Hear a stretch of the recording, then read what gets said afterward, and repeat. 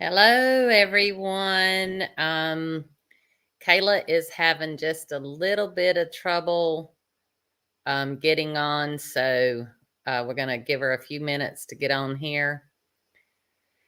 In the meantime, if you guys will just let us know who's on here and where you're from while we're waiting on Kayla. She's having some technical issues, so we're going to give her a few minutes to get on and um, get on here. So, how's everybody been doing? Are y'all ready for Christmas? Gosh, it's hard to believe we've only got 1 week left before Christmas. I'm seeing 6 people on here. If y'all can, just let us know what your name is and where you're from. We would love to know who all we're talking to.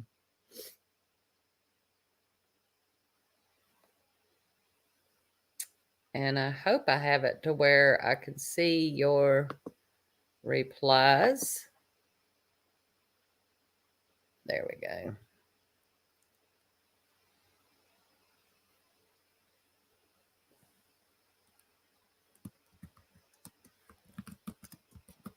Can y'all hear me?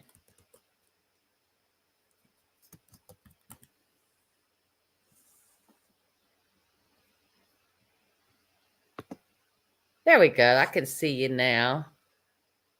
Hey, everybody. Australia, Alabama, Tennessee, Alaska, another Alabama, and California. Hi, Miss Diane. I know a bunch of you guys here. We are waiting for Kayla to get on. She's having technical difficulties. We were on just before I went live, and then her computer crashed, so she's trying to get on another computer. But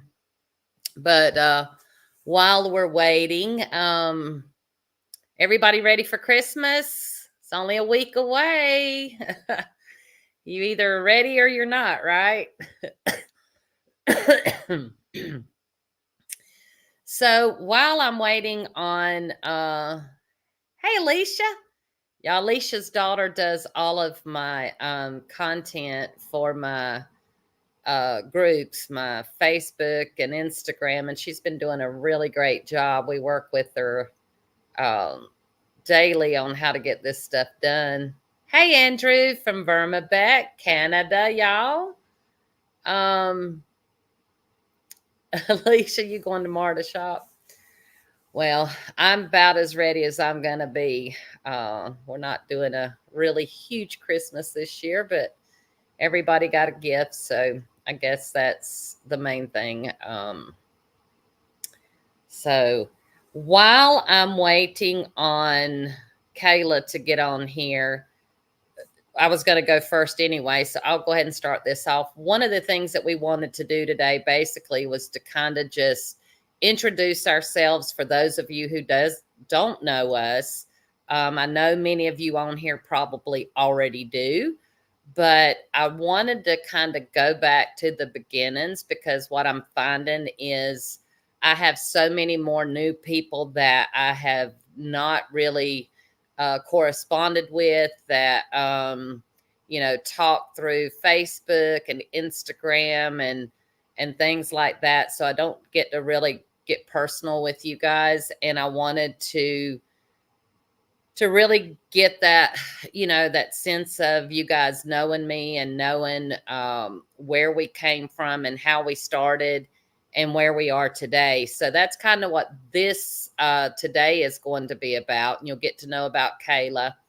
And then we're going to talk about where we want to go forward with our weekly lives. And so one of the things that we've been talking about, y'all can let us know if this would be something you would like for us to do. But we're thinking about just starting back at the very basics of, how to start a worm bin, where you go from there, and then also getting into the hobby side of things, and then getting up into the commercial side. Another thing that we've been talking about is I've been working on a worm farming course for about a year now, maybe even close to 2 years, because I wanted it to be very thorough. And I know there's a lot of people doing these courses and they kind of got ahead of me, and I get it, who wants to buy another course? But at the same time, I don't think you'll find one that's as more thorough as what I've done, because it's from, ground up. It's from somebody who actually lived this. Um, when we started our worm farm, we started with nothing. It started to just to provide some worms for me and my grandson to go fishing. And then that kind of progressed from there. Here's Kayla. Hey, she made it. And so then, I made it. it just blew up and it became a commercial worm farm almost, I won't say overnight, but I just started building it from the ground up. So what I'm going to do now is I'm going to take you back to the beginning of how I started and walk you through that. And then, Kayla, before I do that, you want to give everybody a shout out now that you're on?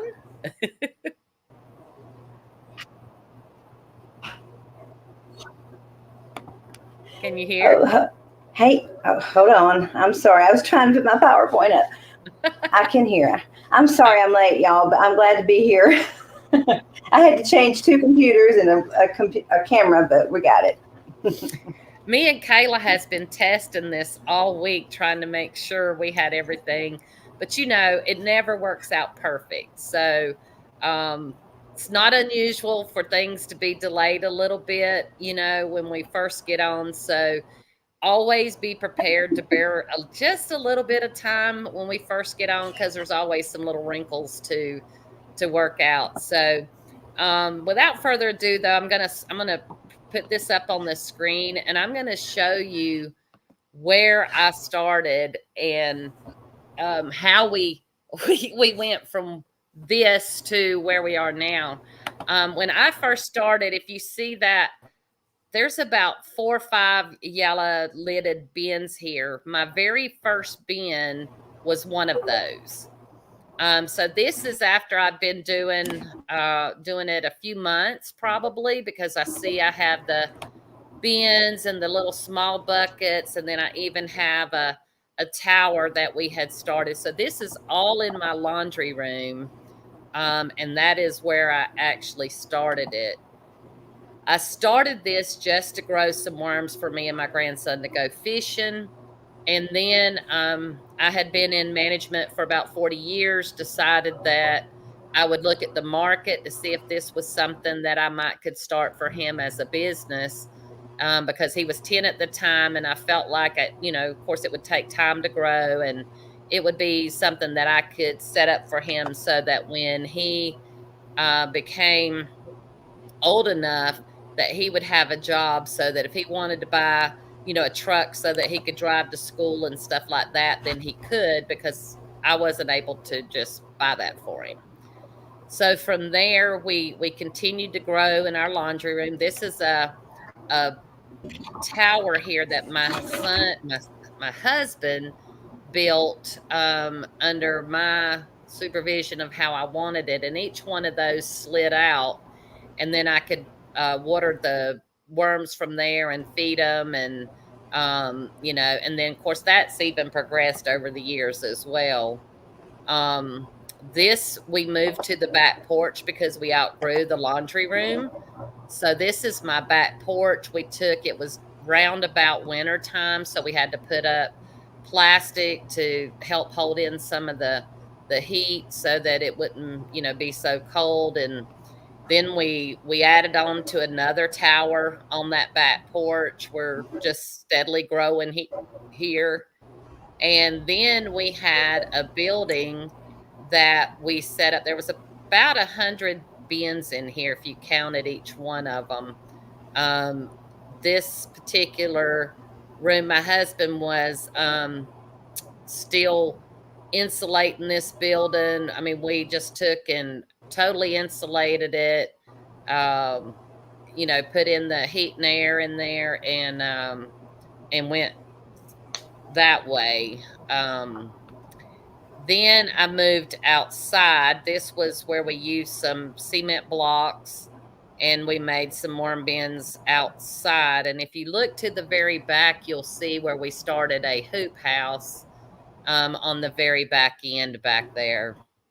This is the beginning of it right here. We didn't have the plastic on it yet, but we'd already started using drums that we cut in half and put on these wooden stands here so it would be, at the right height for me. And that is it. That's the same one with the plastic already on it. Then we moved, if you look at this picture, this is actually the second hoop house we built. The other one is just on the end of this one, which you can see the doorway a little bit. These were some super sacks that we used to grow worms in. You can see that hoop house back there in the back. Here in Georgia, it gets really hot, so not only did we have plastic on it, but we had shade cover over it as well to help keep it cooler in the summertime and also to keep the sun out. At this point here where you see these super sacks, we had started just using up all the area that we had in our backyard. And this is, we were building these. This is a picture of us building these half barrels. And this is inside that bigger hoop house. I think this held about 150 worm bins inside there. Plus we had we had the half barrels around the sides, and we also had a CFT in this particular greenhouse. Back in that one that I showed you earlier, that was the building, we also had 5, I think, urban worm bags set up in there. This is where we used to do our shipping from as well. So it was very small and cramped trying to ship, but this was way back in the early days. This is some more bins that we set up outside in the yard. And I did a couple of raised beds. These things was really loaded with worms here. This is some of the half barrels as well. This is my backyard. This is really after we really started cranking up in the backyard. If you look over to the left, you'll see those half barrels. We have lids over them so the rain wouldn't get in them. This was also a shade structure up over them that we could put up in the summer when we had a lot of sun. And then you see these are concrete block worm bins. And then we had the kiddie pools we used, and then we had some plastic bins back there in the back. And then we had windrows, in these blocked beds here. We had in the wintertime, we would stretch plastic over those with these, kind of make it like into a hoop house over them in the wintertime and then take them off during the summer. By this time, we had really started outgrowing the backyard. So as you can see, these are still more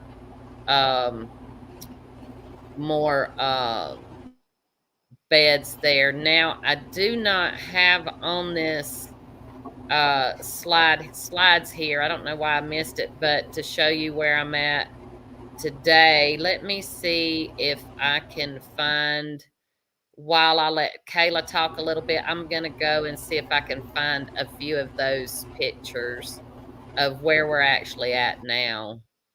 So Kayla, if you want to, go ahead and take over for a minute or two.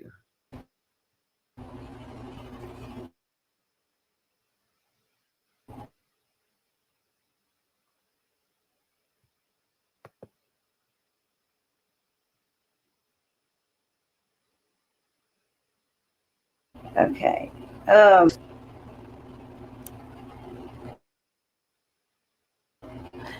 Y'all bear with us here. I can see it, Do you want me to go Kayla. ahead and start, Samantha? Yeah, go ahead. Okay. Okay. Finished or not. So I'm very honored to be here actually. We started, let me just do my PowerPoint.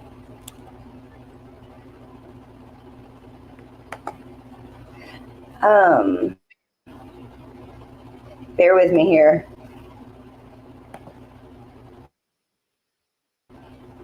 Okay, so I'm Kayla Nelson, and I'm from Fly High Worm Farm. And my son and I started worm farming in, I don't know why my slides keep doing that. So we started worm farming in 2020, really. So for me, it was a way to keep him kind of, out in the garden. I loved the garden, and it kind of helped him, or helped to keep him outside. Started, and then in 2020 2021 we opened up to the public.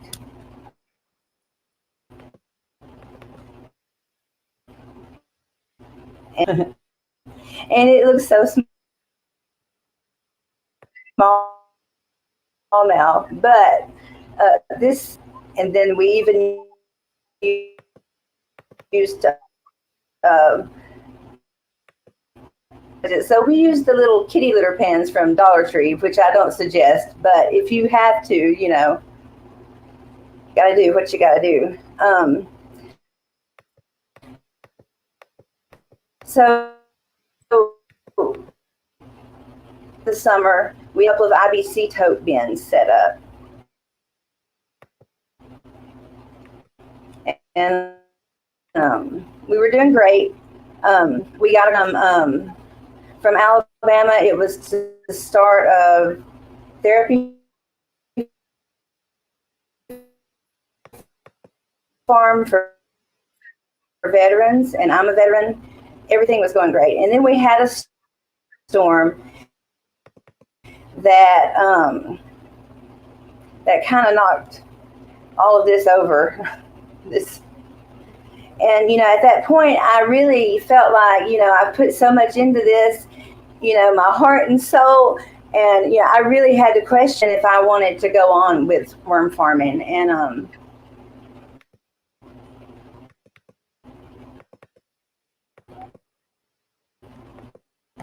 because I didn't see how we would be able to do that, honestly, because we had put on. So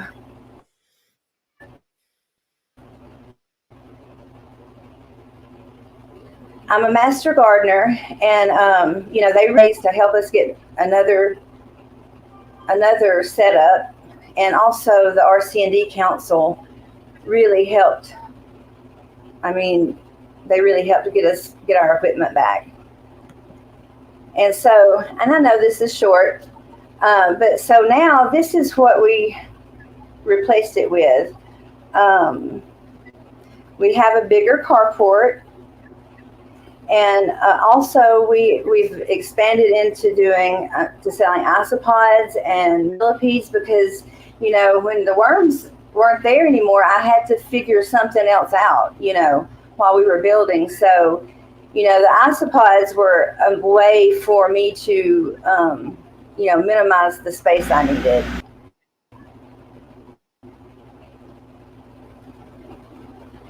So but so that's, I mean, we're rebuilding. So we've only been in it 2 years, so that was a pivotal moment. I remember calling you, Samantha, just crying my eyes out. I mean, it was a bad day. It's very devastating. Past. It's very devastating when you lose your farm. We had that happen last year back in November, and one of the things that you haven't saw just yet is, you know, we've moved into a 22,000 square foot warehouse now where we grow worms. And last year I had took off my first day in 3.5 years, and I completely lost all of my worms due to a main water line breaking and flooding the entire warehouse. And like you, Kayla, I was so devastated. I did not know if I wanted to continue on.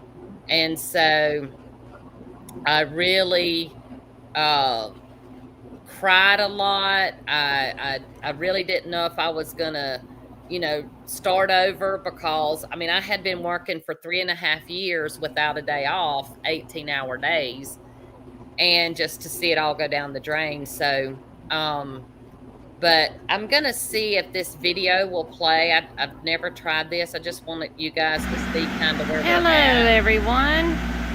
Just wanted to give you a little bit of an update. We have got our first true row started, and let's see, 1, 2, 3, 4, 5. So that right there will hold 110 bins. We'll have 9 of them on this one section. So, anyways, So that was the very start of us building a breeder bin section that would hold 4,500 breeder bins. And we did. We completed that. We used those to grow and build our stock to use in the grow out beds that we have now. We have 160 grow beds per section now, or will have, and those bins that you see there that I just showed you on that video, we're taking all of that down except for one section, and because we don't need to breed that many more. It's a lot of work, and it's just me and my granddaughter. We have not been able to hire help. We keep losing help, so it's just something that we feel we need that space to grow out more worms rather than to breed worms. I asked you guys in the beginning if y'all would kind of give Kayla and I some kind of idea of what you thought about us starting our new series off with basically how to go from the beginning to work your way up to hobbyist to commercial, if that's what you want to be.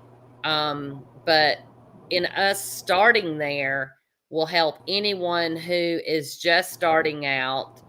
And what I have found is, even though I've been doing this for 6 years, I can watch other people's videos and talk with other people. And then there's always that little tidbit of something that you haven't tried or you didn't know or whatever. So even if we go back to the basics, I feel like there is something that you will learn and pick up from that.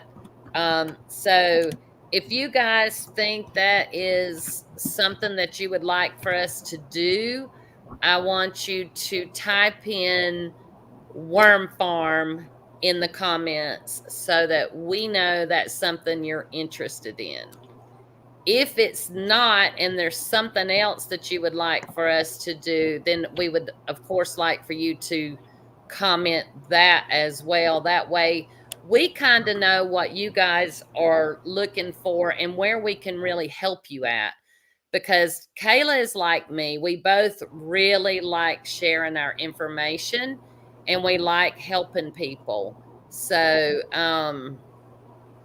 we really, really, really want to help you guys get to where y'all want to be. So Alicia says that that is awesome, especially for those that are just starting out and know absolutely nothing.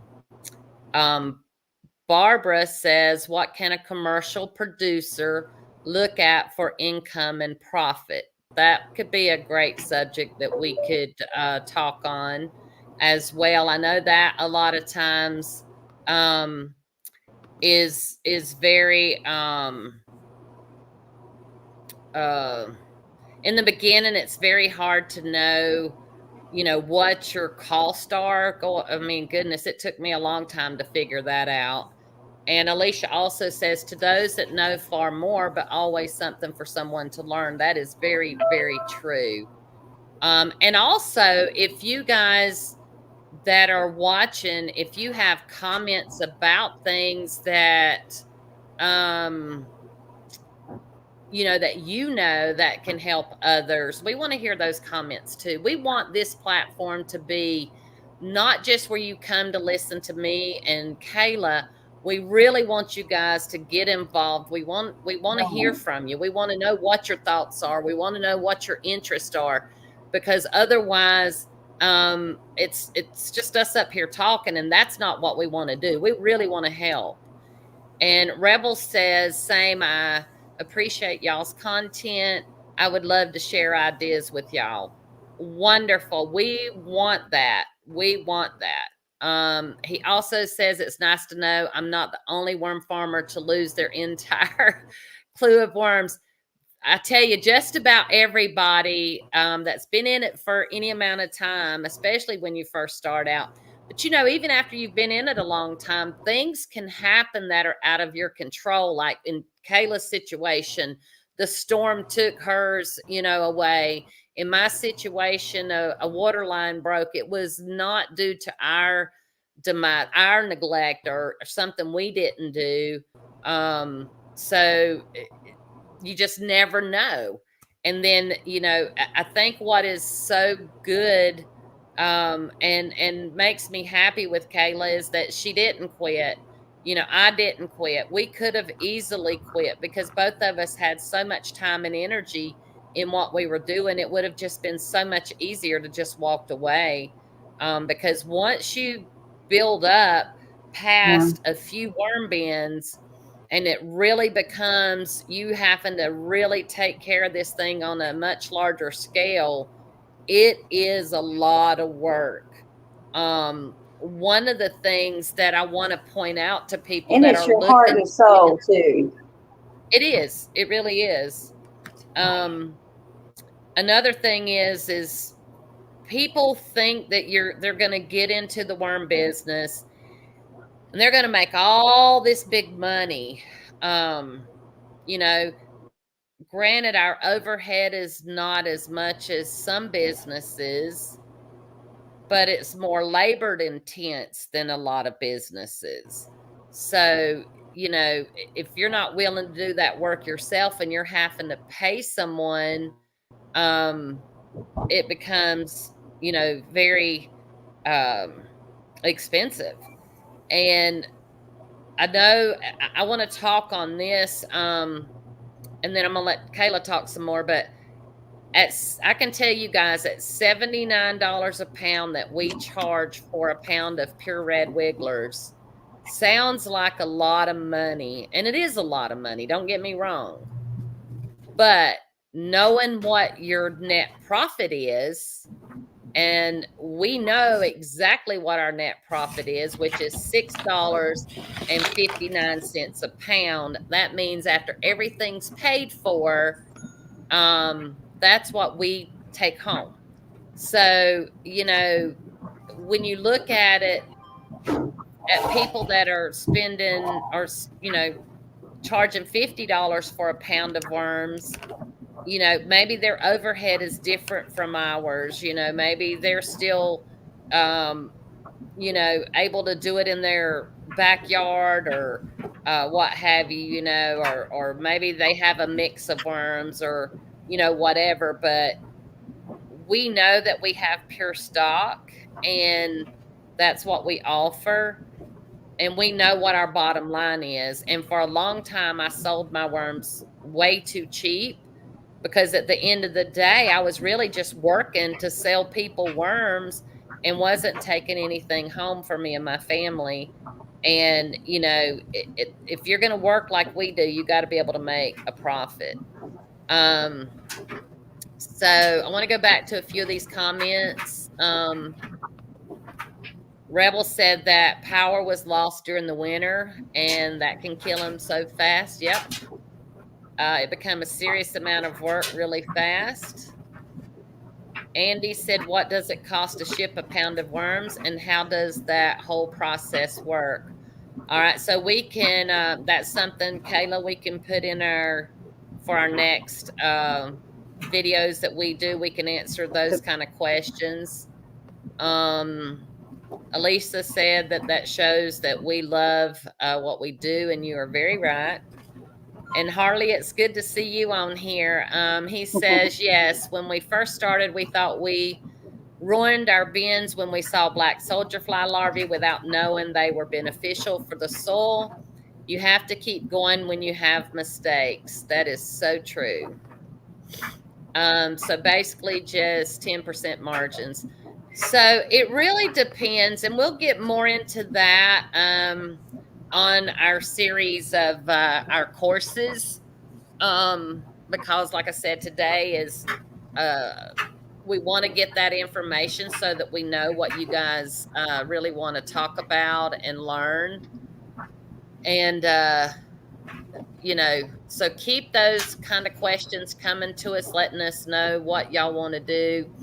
And then also I want to let you guys know, and you don't have to, but for any of those that want to support us, this is where you can, if you want to send us a monetary to help us with our time and our expertise to do this, this is where you can send that to, and Kayla and I will use that money to help further things. I know we have to pay for the platforms and stuff like that, so that would help us on those things. It's not mandatory, but if you like what you're hearing and you want to learn and you can help us out, then that's great.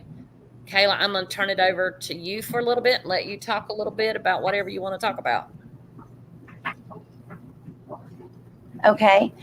Well, so first of all, I'm really excited to be here. We're asking for the input from you guys because worm farming is such a diverse practice. I mean, so many things affect how you worm farm, from what product you want to produce. Do you want to produce worms? Do you want to produce castings? What's going to be your main product? What's going to be your byproduct? They're two different, systems. And so I'm really kind of looking forward to what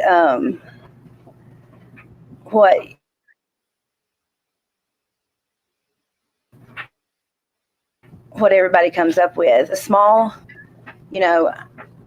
worm farm, but I think it's because of our setback.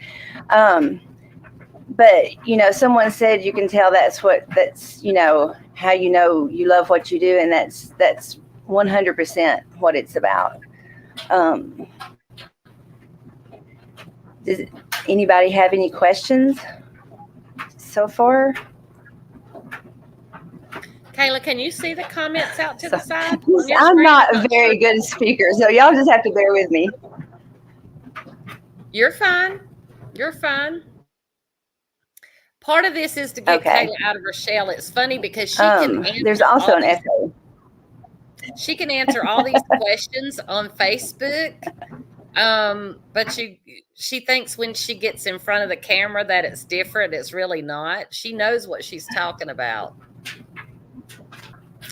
So my IQ goes you're down. asking us, do we have a timeline for the classes?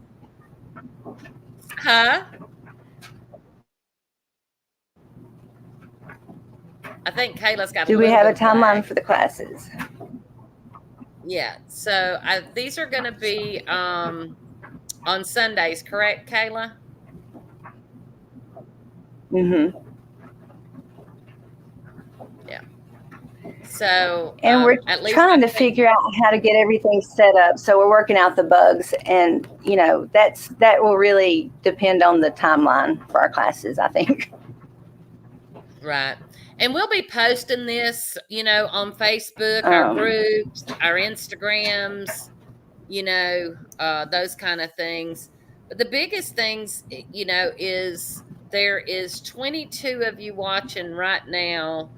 And we really only have maybe 2 questions right now that, so we really need you guys to really tell us what you hope to learn, because that's otherwise we're not going to have you guys watching. You're going to get on, you're going to be like, oh, I already know how to do that, and you're going to get off. That's not what we want. We want to teach you guys, but we want to teach you guys what you need to learn. Be right back. So Kayla had to leave for a minute. But I'm sorry, my phone was ringing, y'all. I think that would help us out a lot, is just knowing what you guys see this time was in your class. I mean,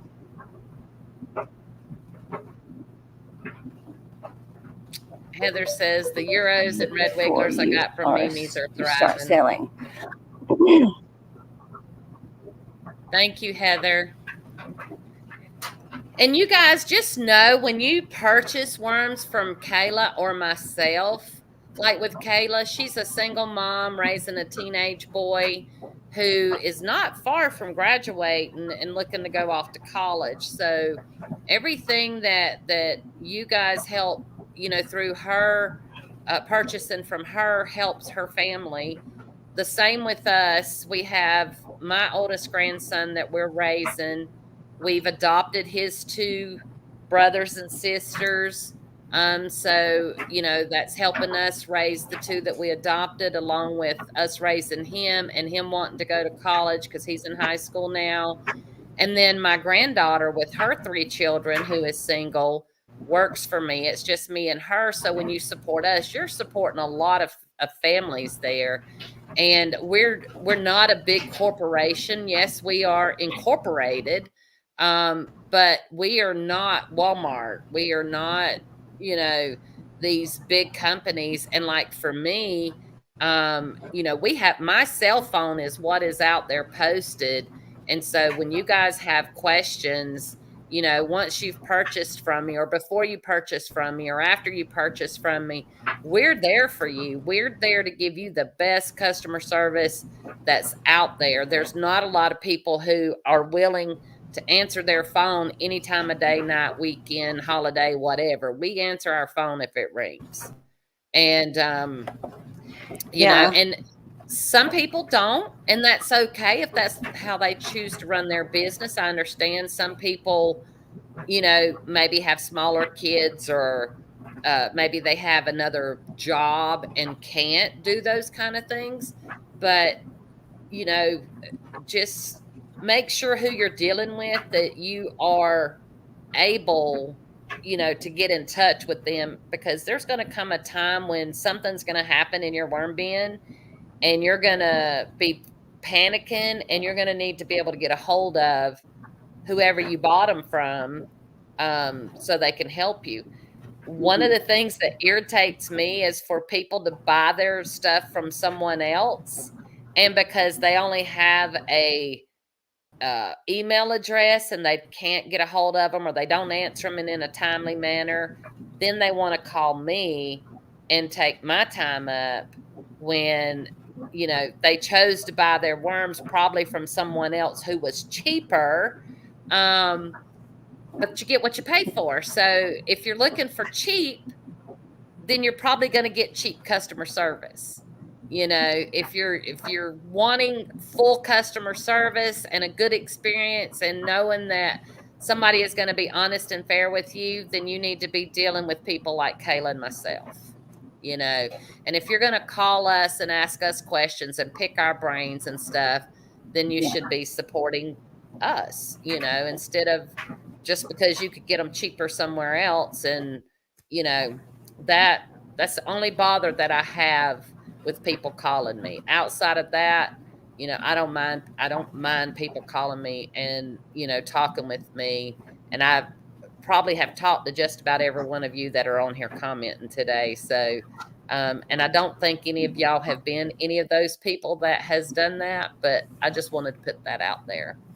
Riverland is asking how many euros per square foot for breeding and for fattening up. So Kayla put that on our list. And then Harley says, what do the isopods do to a worm bin? That would be Kayla's expertise. And we may even try to put some of that into our course, because there is a lot of beneficial insects that people want to just kill everything that's in their worm bins. And that is not a good idea. Right, Kayla? No, it's not. I was just reading the comment. I was like, "Ooh, isopods! I heard that."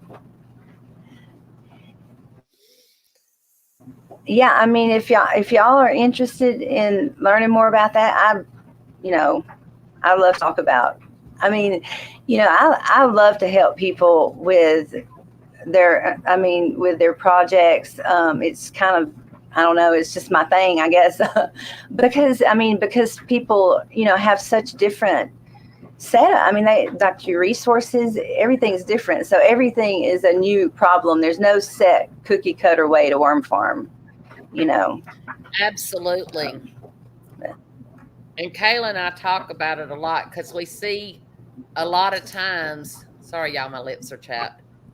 We see a lot of times where on our groups, when we're talking with people and other people are posting and giving advice and stuff, and you got one person that seems like they think that they know the all to be all way of doing things, and they're coming at these people being nasty and stuff and all. But I'm here to tell you, there is thousands of different ways, different materials, different setups. I mean, it's amazing that you can just go out there, and we're fixing to do a YouTube video once it warms up some, because I'm very cold natured. We were going to do it this weekend, but I'm going to let the kids go outside and actually look in my yard and find them a worm bin.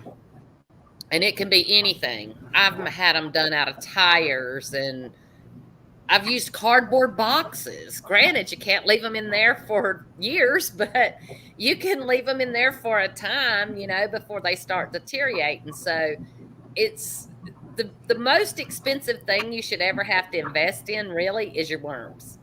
And, until you build that, that herd up to really, to the point that you have to start really buying and purchasing things like CFTs and, the bigger machinery to do it on a much bigger, place. I'm sorry, I'm playing with this, with this over here. I'm messing up all the questions. Insects in the worm bin, how do you prevent them from being transferred to your orders? That's a good question, and I can definitely answer that one. So, Kayla, let's make sure we put that in our notes. But I will go ahead and answer that for you that are here today, just so that you know. But let's make sure, Kayla, we have that in our notes. I'm typing it right now. When you clean your worms, there should be nothing left on your worms but worms. People don't clean their worms, or if you've got people that do the living soil with their worms, you are going to transfer all of that with your worms.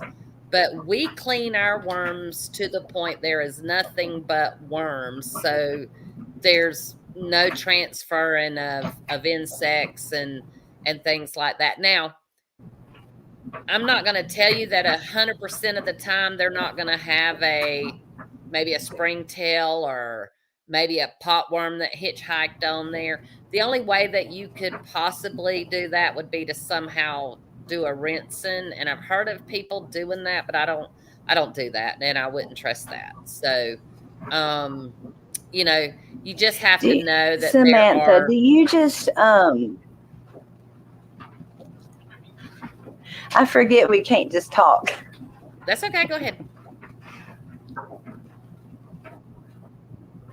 You just run yours through a screen, right? Like, let them go through bottom, like down into a screen, right, to get them clean? So there's several ways that you can do That's it. the best. The first I think thing that we do is we use a trommel, and that's going to get all of our castings, all our, down to a 1/4 inch. Is going to come out on the screens of the trommel. Then at the very end, your bigger material is going to fall off to the side, and then your worms are going to fall to the other side, but you're still going to wind up with some material on them. So from that point, there is a couple of things that you can do. And we use the light method most of the time, and that's where you just pour that material with the worms out on a table, and you use the light, let them move down, and you clean that material off. The other way that you can do it is you can take some clean peat moss or coconut core that's moist, put that down on the table, put another screen over it, then put that material on that screen, and the worms will move down into that material, that clean material, and then you lift that screen up, and then that just has the what we call the trash or the overs on it. And so you can do that way. That's a good way if you're just putting them into the holding room until you get ready to ship. But once you get ready to ship, you've got to re-screen them and then put them on that table under that light and clean them down to where you have nothing but worms. We want to make sure when we ship worms that we're shipping pure worm weight. We don't want to ship worms with debris on them or living material, because how do you know that's a pound of worms if you're shipping them with other materials? Nothing wrong with that, but I think you have to make sure that you're marketing that right. You have to let people know, that obviously you can't say there's a pound of worm in that living material because you have no way of knowing that if it's living material in there. So I think it's just making sure that however you sell them, that you are very transparent in how you're preparing them and how you're coming up with however many pounds or whatever, it is. So just making sure you're very honest with your customers is the way that I think everybody should be. We have, let's see, we've got a bunch of things said that I'm not, let's see. Rebel said, I spent so much unnecessary money to start my business. I wish I would have had a group like this a few years ago. I wasted a bunch of money. Rebels, you know what? This is exactly why I started my YouTube channel. Yes. Way back when, because I did not have anybody. Back when I first started, there wasn't a whole lot of YouTube videos out there, and there sure wasn't any on commercial worm farming. So I wanted to teach everybody everything I knew, because I spent a lot of money, lost a lot of money, lost a lot of worms along the way, not knowing, really what to do and how to do and all the different things, because it's not a cookie cutter thing. When people talk about wrung out sponge, that, and we'll get into that in our courses, but that's for if you're raising worms for castings. That's not if you're trying to raise worms for selling worms and you're trying to really reproduce worms quickly. So, and you'll learn that with me.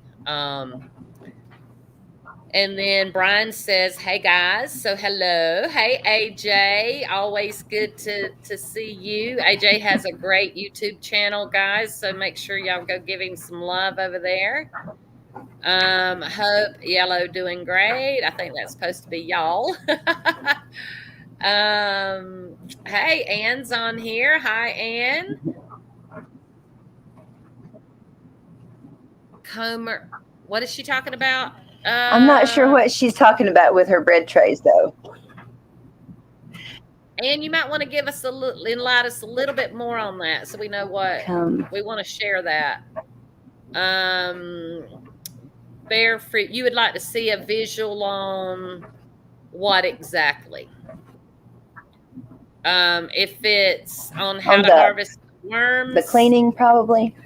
yeah. So I've got lots of YouTube videos on my YouTube channel on harvesting worms and all that. You can see that. If you want to take a look, just go there to our site.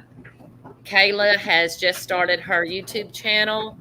I think she's got what do you got? 2 or 3 videos out there right now, Kayla. She's working on getting over the fright of I being got a on. few. Yeah. What is the difference in raising worms for selling worms and Yeah. creating castings? Can we do both, or should we stick to one? So again, that's going to be some of the things that we're going to talk about. While we're waiting to really go into that, you definitely need to decide which one you really want to focus on, because one of them is going to be your main and the other one is going to be your byproduct. And you set your systems and your setups completely different.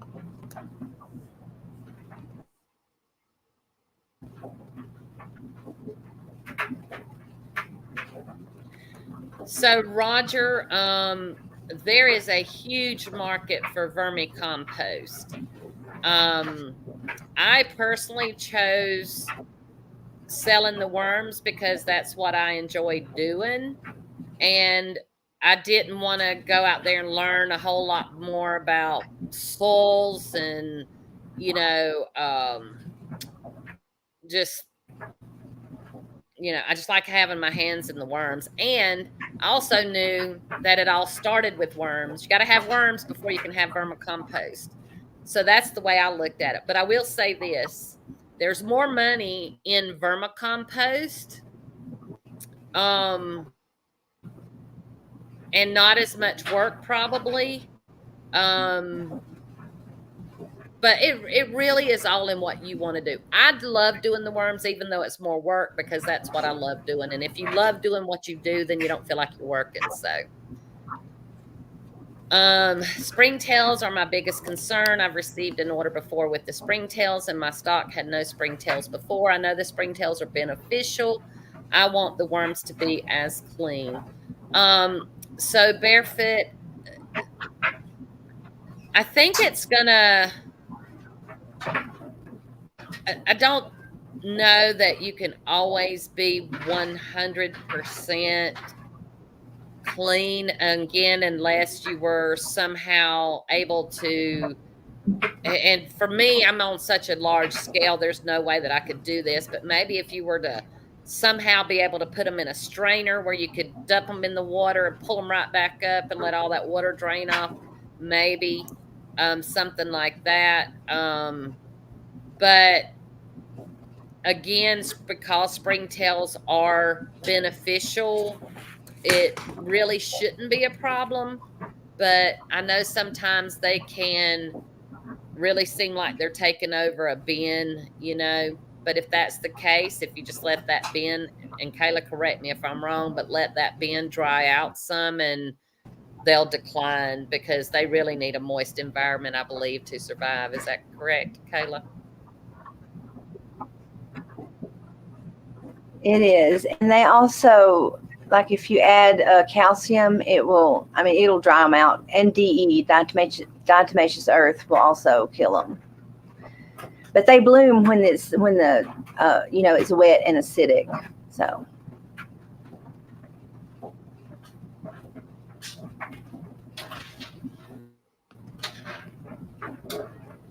You're very welcome, AJ.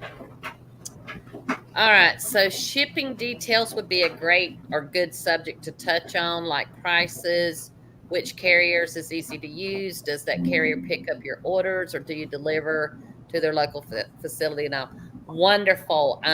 Jamie, I think that's another great part of our course that we're going to be doing and talking about. I like to pride myself in the fact that I'm probably one of the #1 shippers out there in shipping worms. We ship hundreds of packages a week.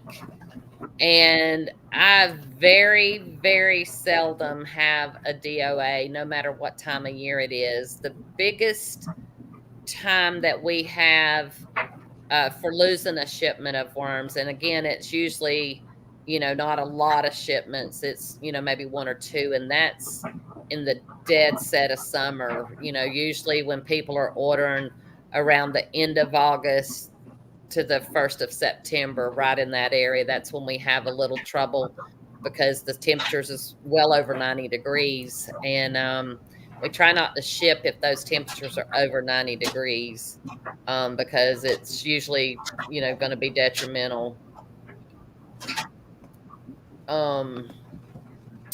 Worm bins supposed to be commercial bread trays as worm bins. Okay, so Anne was talking about the commercial bread trays. Anne, I have used those before.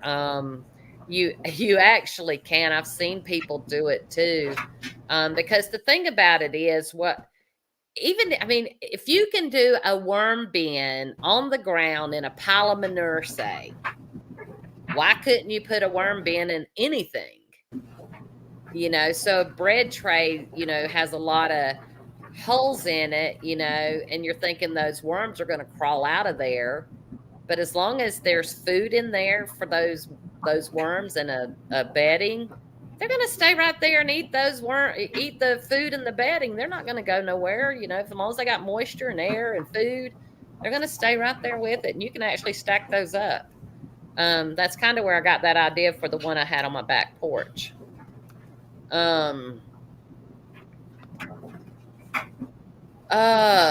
When you guys are screening for separating worms from cocoons and make new bins for breeding to make new worms, can you keep the cocoons really moist? And what type of food do you prefer? Thank you. I think he meant moist.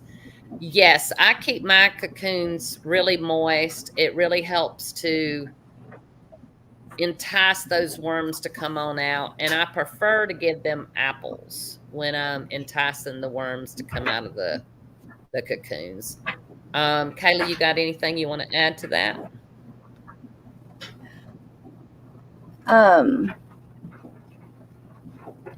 Just keeping them moist, and then I usually like bait them out.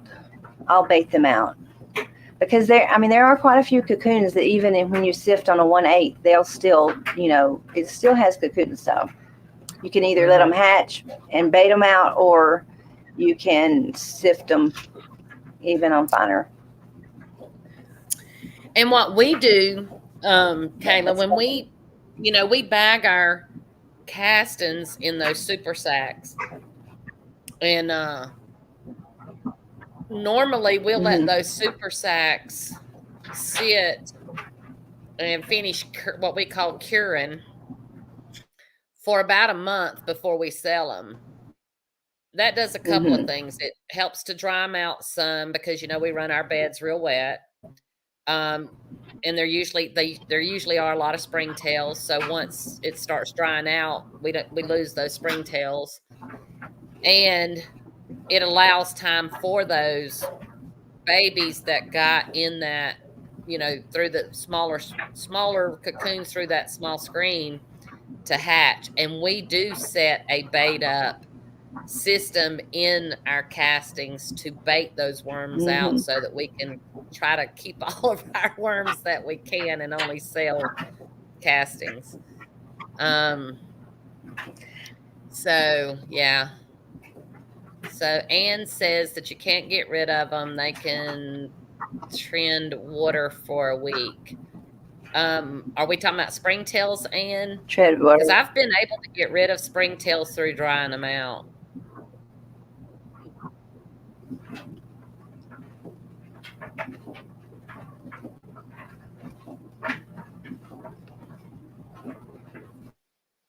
What's in my microbial food? We do a special blend. It is a proprietary, meaning that that is the one probably thing that we have never shared. We've shared our makeup of our worm chow, and just about everything we've ever done. But our microbial, we're kind of hanging on to that for ourselves, because we are in business and we love to share. But at the same time, there comes a time that you do want to have some of those things you want to kind of hold back for yourself. Otherwise, you're kind of shooting yourself in the foot. And I think we give out so much of our information that we can hang on to that one item without anybody being too upset with us, or at least I hope so. Idea for episode of difference in quality of vermicompost, beneficial microbiology in it, and I recommend collaborating with Catalyst Bio Amendments. There you go, Kayla. When it comes to vermicompost, that will not be something that I talk much on because, again, I raise worms. I don't worry about the casting side of it, because to me, there is no bad castings. I've never seen a bad casting. So it's really for those of you who are really into castings and the microbial biology and all of that kind of stuff. I'm just a worm farmer growing worms, using my castings for my garden in my backyard, which is what 98% of the people in the market are doing. I don't think they necessarily, certainly maybe your marijuana growers and organic growers and things like that may be, and y'all can correct me if I'm wrong. I'm just telling you what my thoughts are, but maybe I feel this way because I'm not really trying to produce some superior kind of castings, because I have seen what just castings from my worms through the bedding that we use and the food that we use and how we raise them produce some of the beautifulest gardens you've ever seen, and the bounty unbelievable. So to say that they were bad castings because they didn't have green sand or this amendment or that amendment, I don't know. I don't know. So I kind of leave that up to somebody that's more, educated with castings than I am.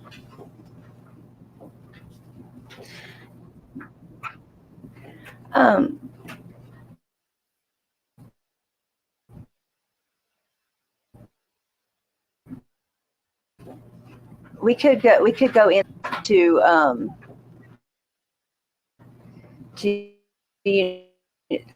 I mean, you can add and different.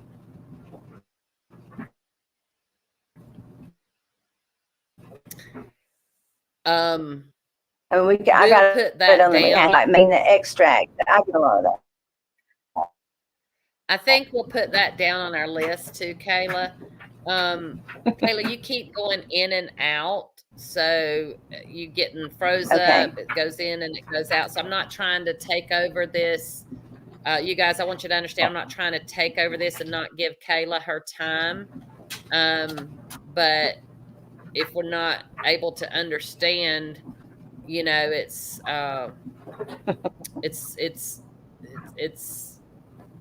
I don't know what to say. What am I trying to say, Kayla?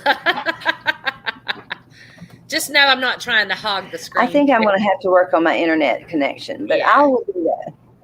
Right. How much do you get for a pound of worms? Well, I live in Alabama. If you want to ask the questions, I'll make the notes. Okay, that works. So Greg pound of worms in Alabama. Yeah. Same as everywhere. Yeah.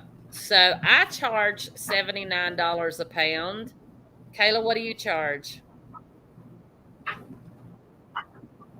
If they come get them, I mean, I'm a push up. I do 60.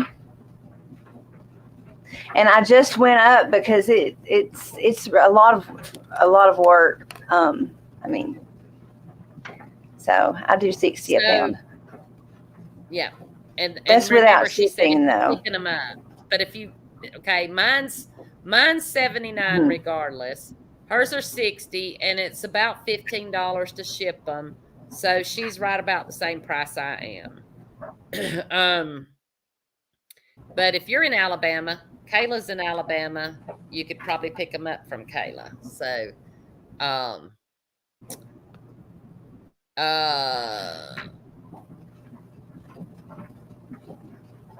Diane was saying that she's trying to finish up. Where is that? Know how that is. Hers wasn't a question, Kayla. To let the babies grow a bit and bait or pick them out then. Okay, Nana's saying that she lets the babies grow a bit and then she baits or picks them out. Yeah.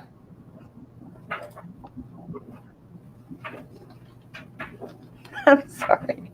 I probably seems like I'm on a different planet talking.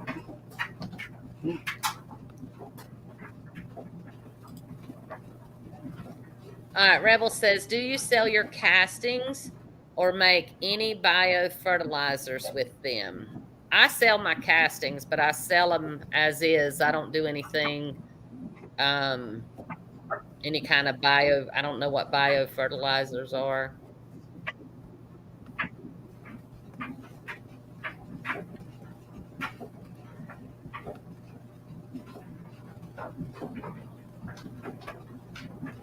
There you go, Kayla. The USDA has some biofertilizer programs that they are giving grants for. Hey. There you go. Kayla's good at writing Thanks, grants. Rebel. She's got a grant or two. Hi, Brian. Do you feed your worms anything with mushrooms?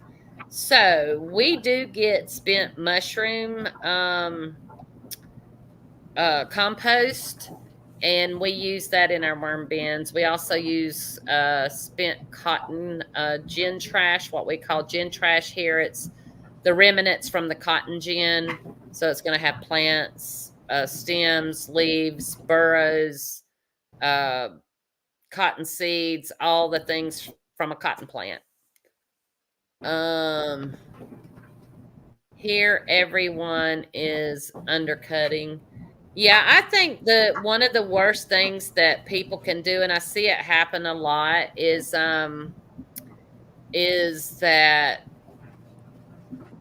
when they're new coming in to the worm business, the first thing they do to try to start their sales is to cut the price, because they're trying to undercut everybody's price to get a sale.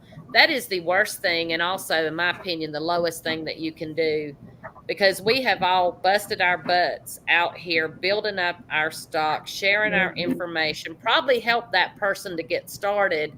And then you want to jump in here and you start undercutting the price, bringing the prices down where, because you don't have an understanding of how much it cost you. Maybe y'all want to work for free, but I don't.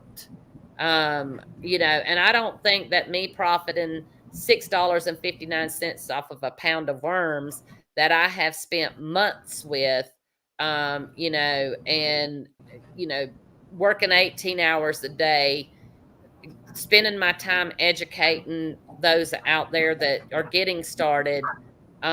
So, it really aggravates me when people come in and they think that the best way to start off their business is to cut the price. If you've got a good product, people don't mind paying for it as long as you're honest, you're giving them great customer service, and you do what you say you're going to do. And I can tell you, at $79 a pound and probably being one of the highest worm farmers out there, I have no trouble selling our worms. But again, you get what you pay for. So we're not only giving you healthy worms, we are giving you the best customer service, I believe, that's out there. And, I have people call me at 1 o'clock in the morning from California, and, they don't realize it's 1 o'clock my time, because it's only 11 o'clock their time.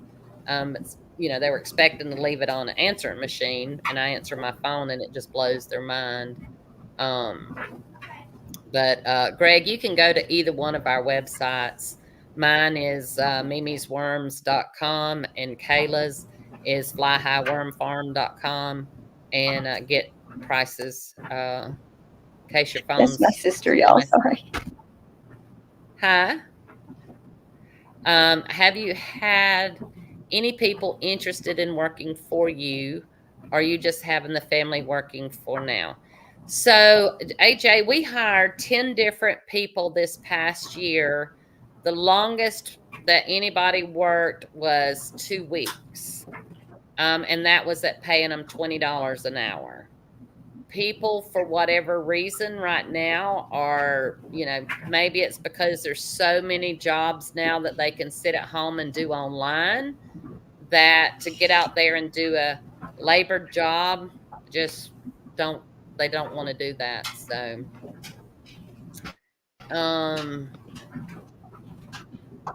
60 to $79 for worms. Nana was just giving a shout out.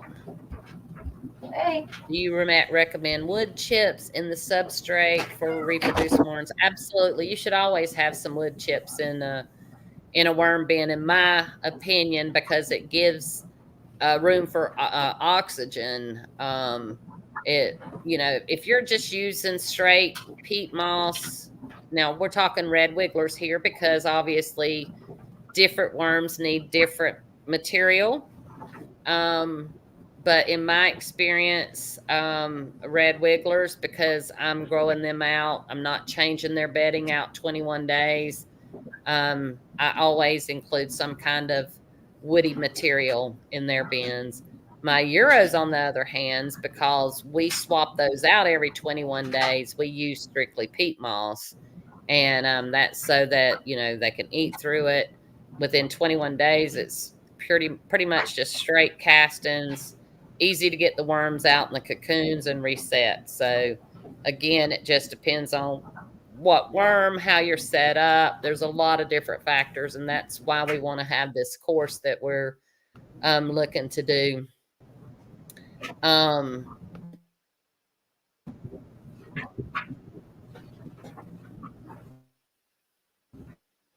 Okay, that was somebody responding. All right. And again, I'm just going to put this up. If you guys want to support us in any monetary value, if you feel like you're getting anything of value out of these, we would like for you to just gift us whatever you want. There's no certain amount. It can be as much as little. It doesn't have to be anything. But we're just saying, if you do want to contribute to helping us to keep doing this, this would be a way to do it. Now, when we do get into the actual worm farming course, there will be a subscription price for that. Now, that doesn't mean that there's not going to be other videos that we're doing as well. We already have the course that we're going to be doing set up, and we're gonna go through that course. It's going to be a private thing, and then we're going to actually do this with you guys, where we're answering questions and really digging into some of the questions that you have and answering those questions. But if you think this course would be something that you think would benefit you, could you type yes? Also, we're gonna have a Facebook.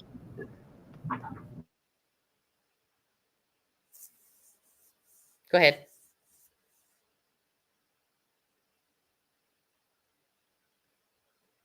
Did you freeze up again, Kayla? There you are. What was you saying about Facebook?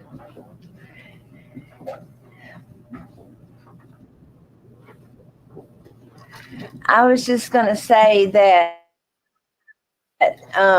you know, like with the course, we're going to have Facebook that you have to be invited to. So, I mean, it will be very, you know, I mean, like support and stuff. Yeah.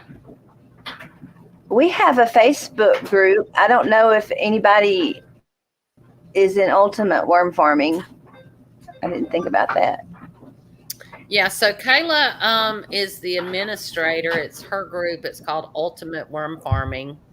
I'm going to shout this out there for you, Kayla, because I know that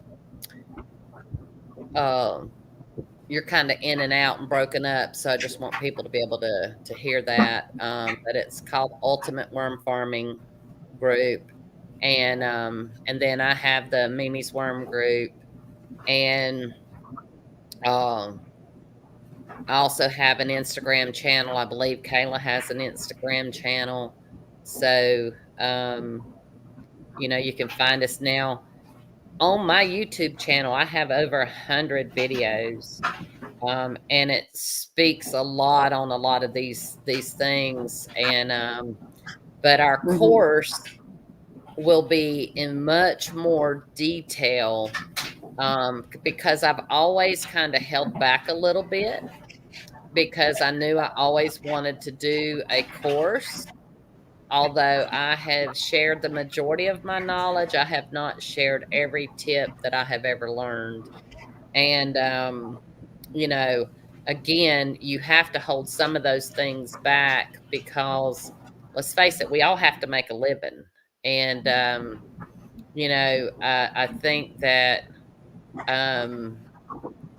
if we only depended on people to monetize us at whatever amount that they want to, we probably won't see a whole lot of that, really, because I'm not sure, but I don't think a lot of people, I think it's more of just not taking the time to do it than it is to not want to give. And so you know, at some point you have to determine what is your worth and what is your time worth. And then you, as the person, you have to determine, is it worth what someone's asking you to pay for the knowledge that they have? And I can tell you, there is a very large worm farm right now that I want to go and learn some things from, but I don't have $2,000 to go on their property.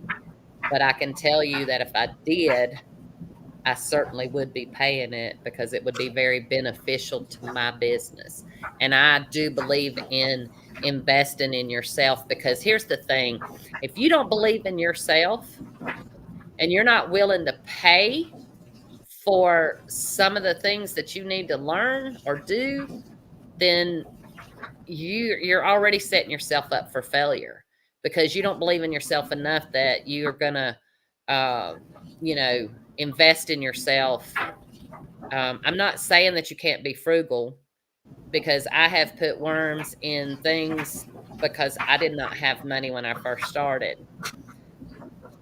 But at the same time, as I started making some money, I put all of that money back into my business, whether it was books or programs, or, you know, buying a bin or a piece of machinery or whatever, you know, because I knew that I believed in myself. I knew that I was a hard worker. I knew that I was honest. I knew that I knew how to give good customer service. And I knew what I was working for, and that is to give my grandchildren a start and a future, and for many generations to come. So it's also a labor of love for me. So I feel like, you know, for the last, I started my business in 2018. So, you know, 5 years now that I have been very dedicated to giving my time and sharing my knowledge and helping people. now I feel like it's time, that we get a little something back for that. And I hope you guys understand that. So let's see.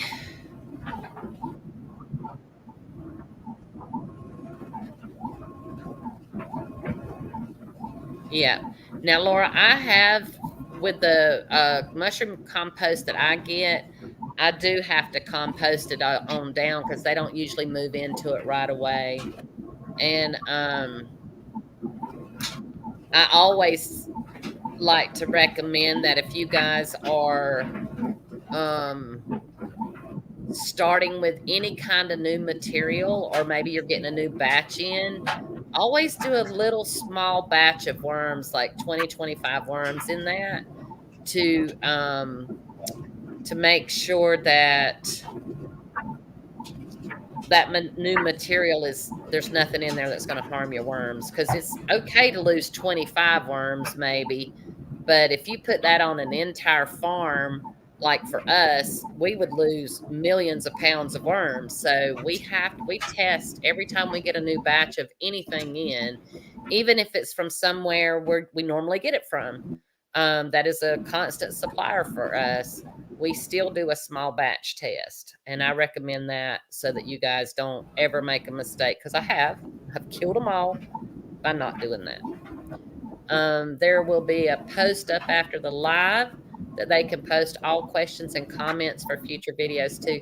Thank you, Alicia. Again, Alicia is um, my helper with my social media content. So she really helps me keep up with what we need to do, and I thank her for that. So thank you, Alicia, for reminding that. Good deal. Starting with half a pound in a regular plastic box, how much can you increase the population in 3 or 6 months? Sometimes Facebook groups delete comments or videos. I'm against someone spamming, but some administrators are way too picky. I know you are not like that. Do you use manure? And we used to use dairy manure. I've used rabbit manure. I have used waste management material. I didn't like it; it was too sticky. I've used goat manure, but mainly what we use now is a mixture of the mushroom compost and the gin trash, along with our microbial food and our other worm chow that we make ourselves. Video coming tomorrow on manure. Yay! See, Alicia's on top of it. If so, do you test for persistent herbicides? I do not, Ann. I am a worm grower, not a casting producer. I have yet to get any manures that killed my worms. So again, I'm not into the castings biology, so that would be a better question asked maybe with Kayla or someone else.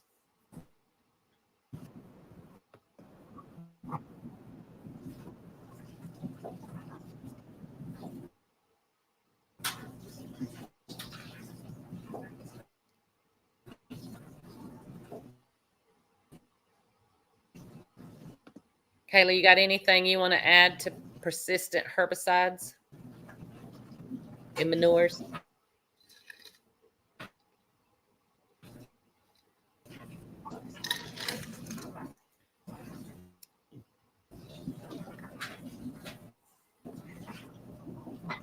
Not sure if Kayla can hear me.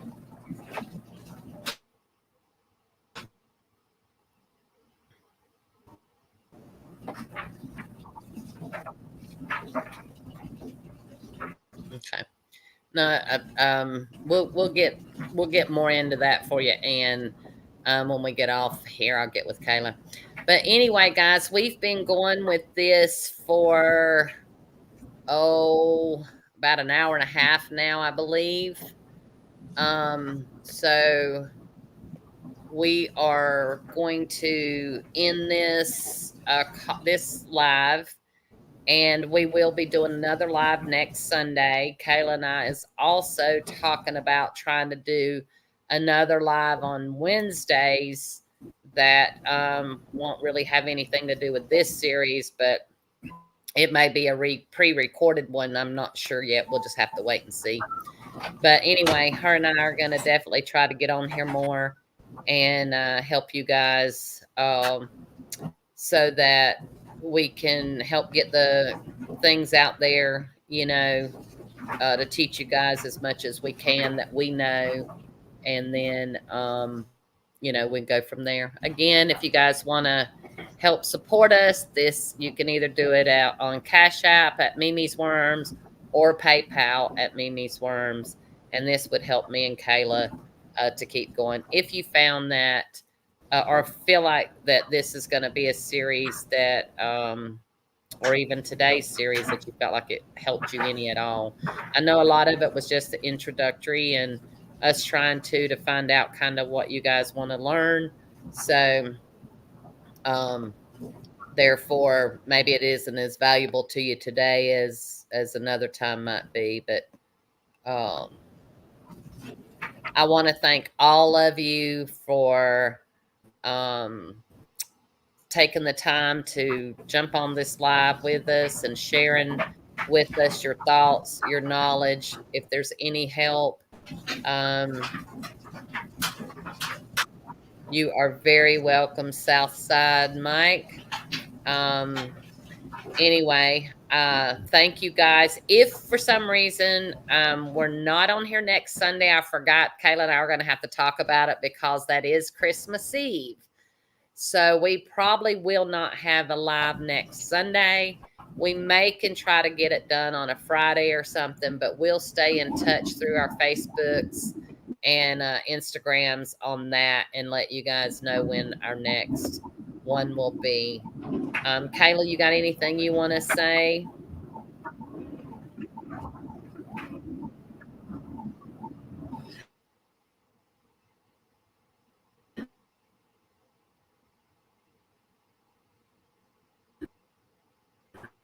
Just that I'll work on the audio. Okay. Yeah, because she's freezing up again. But anyway, thank you Did it guys. cut out? Thank you for your time. And I'm sorry. you're fine. We will end this live here. You guys have a wonderful, wonderful rest of your day. And wishing you all a Merry Christmas and a Happy New Year. Y'all stay safe out there and stay warm because it is getting cold. Y'all have a wonderful time.